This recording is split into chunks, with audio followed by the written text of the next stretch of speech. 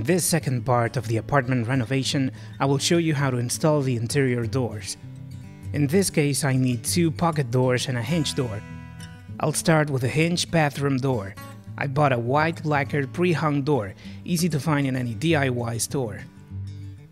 This kind of pre-hung door is easier to install and already has its hinges fitted and comes with jambs cut to size. As always, there are many ways to install doors, and I'll keep it as simple as possible. First, we have to make sure the door frames are level and straight, especially on the side where the hinges will go. If that's not the case, we must plane them until they're properly leveled and straight. Now I've detached the jamb and put it in its emplacement. I center it on the door frame and screw it in using the middle hole of the upper hinge. I make sure it's straight and plumb and finish fastening it, using the middle holes of the other 2 hinges. I hang the door on the hinges to see if the door and the jamb are parallel, and since they are, I can apply some anchoring adhesive and repeat the same steps.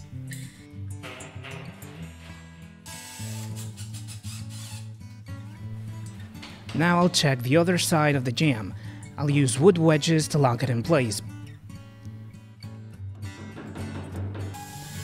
Before moving on, I'll install the handles and the door's closing mechanism.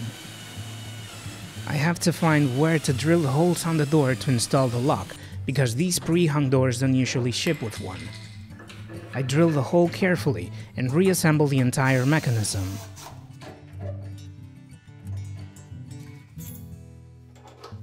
I'll use long screws to fasten the handles together.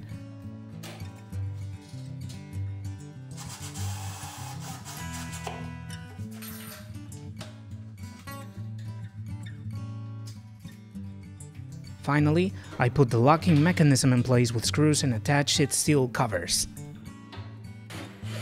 It's time to lock the other end onto the door frame. Since there's quite a large gap between the jamb and the frame, I'll use polyurethane foam. It will expand, filling in the whole gap and providing a firm bond. I usually rely on this method. I glue some strips with the same thickness as the desired gap between the door and the jamb. In this case, it's leftover bits of the underlayment I used when laying the laminate flooring. This way I won't lose the necessary clearance between the door and the jamb after the polyurethane foam expands. On the outside, we must ensure that the door can be closed and that it touches the entire length of the jamb so that it can be locked tightly. Now we can fill the gap with foam, making sure we don't get any on the door. After 1 or 2 hours, I can cut off the leftover foam.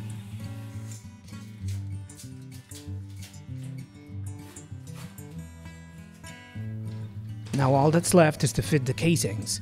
I'll start with the ones on the outside.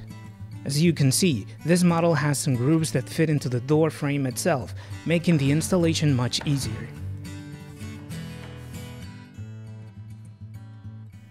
I cut the end of the casing that touches the floor and mark its length by placing the upper casing. I have to plane the one on the other side because there's not enough clearance, and also to adapt it to the wall. I apply some anchoring adhesive and glue them to the frame.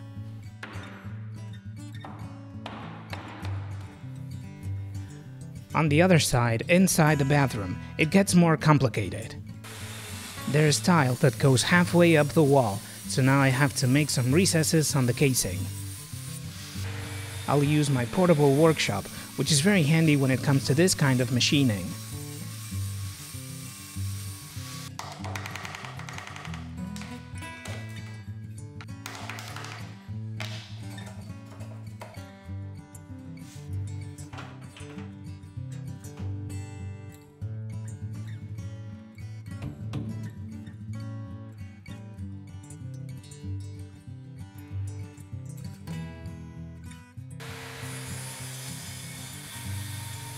I also have to machine and adjust the casing on the other end.